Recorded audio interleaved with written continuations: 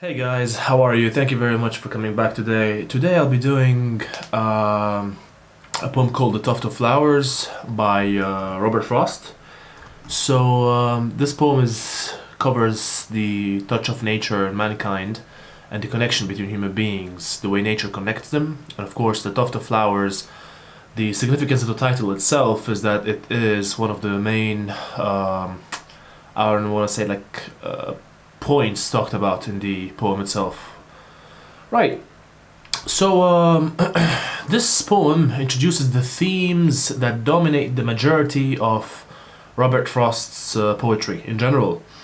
This includes the passage of time, loneliness, as I said, communication, and the power of imagination. This is very important.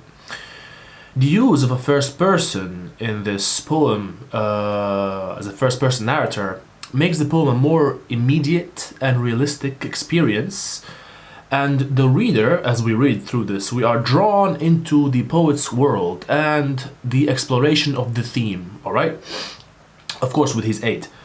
Now, the poem opens with the narrator setting out to turn the cut grass so that it will dry in the sun, because before he went to turn the grass there was a person before him with a scythe cutting the grass. Okay, in a scene reminiscent of the Romantic era, the speaker is depicted as a figure of isolation in the landscape. He searches in vain for the mower, but he had gone his way, the grass all mown. When I talk about the mower, I'm talking about the person who was there before him cutting the grass, alright, with a scythe. The narrator sadly concludes that loneliness is intrinsic to the human condition, whether people work together or apart. That's what he says. This marks the end of the first movements of the poem. So disappointment, feeling down about how, loneliness, about being alone out there, whether you're working together or alone. So he's saying, like, if I did this all by myself, I would still be alone. But now I have someone who did this with me, the mower, but he's also not here at the moment, so I'm still alone. So basically that's what he's trying to say. The second movement begins with the arrival of the butterfly. So now this is very climatic because there's a butterfly that enters the scene, and which is also like the speaker searching for something that it can't find. Remember, the speaker is trying to find the mower, and the butterfly, we don't know what it's trying to find, but it's fluttering around.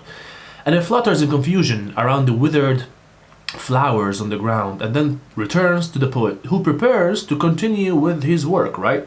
So before that happens, the butterfly draws its attention to the tuft of flowers. Yes, you guessed it.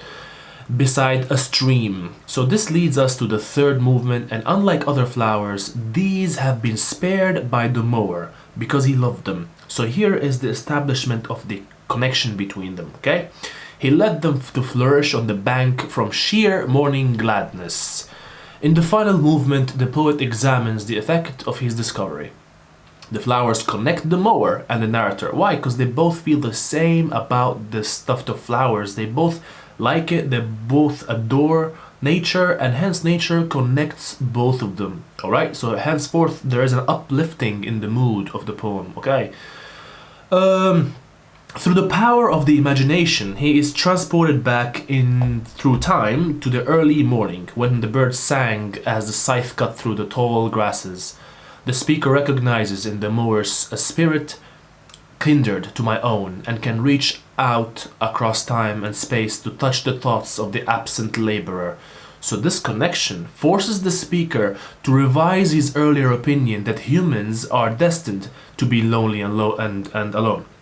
So he changes his mind, kind of knowing, hold on a second, okay, maybe he's not physically here, but this tuft of flowers connects me with him, alright?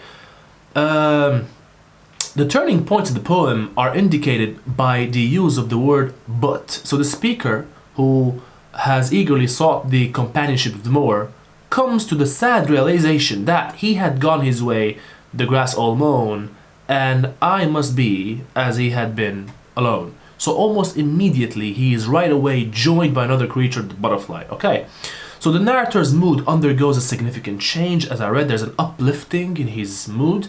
But glad with him I worked as with his aid. A form of communication now exists between the mower and the speaker of the poem, the person narrating this to us.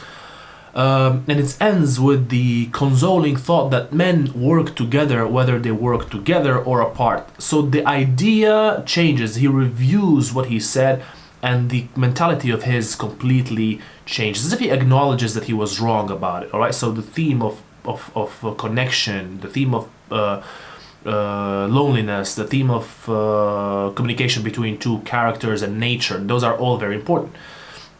There's a lot of imagery here, like the tuft of flowers called the butterfly weed. Frost describes it as a leaping tongue of bloom. You see that? There's like a lot of, I can imagine this, I could see it.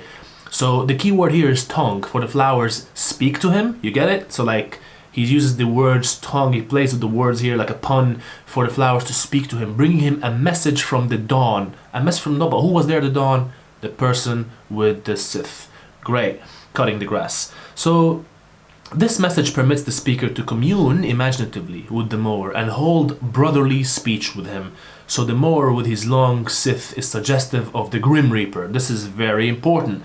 So he cuts the grass and possesses the power to kill everything in front of him in terms of nature and plants, but he gives this tuft of flowers, he spares it its life. So henceforth he is like a Grim Reaper, right? So he takes the lives of whoever he wants, but leaves out whoever he doesn't want to, yet.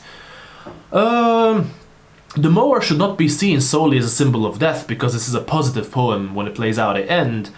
He is at the same time a farm laborer, by the way, and a spiritual companion for the speaker. So you can look at it from very different, angles and decide which opinion do you want to form of this. As a matter of fact, you can talk about all three if the question allows you to. Anyway, guys, this is most of what I have to say about this poem, and in case you have any questions, please don't hesitate to contact me or drop a comment down below. Thank you and see you soon.